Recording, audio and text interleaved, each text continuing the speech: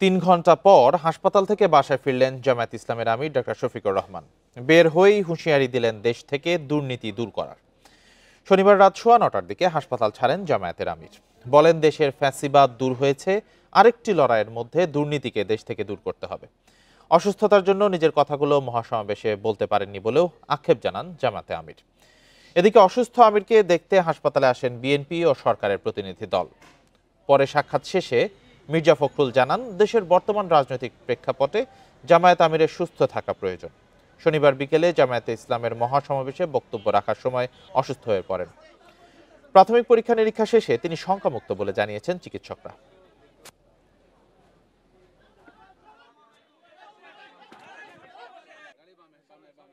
দেশে বিদেশে যারা আমার এই সাময়িক অবস্থা দেখে কষ্ট পেয়েছেন, সহানুভূতি প্রকাশ করেছেন, দোয়া করেছেন, তাদের সকলকে সালাম জানাই এবং কৃতজ্ঞতা জানাই।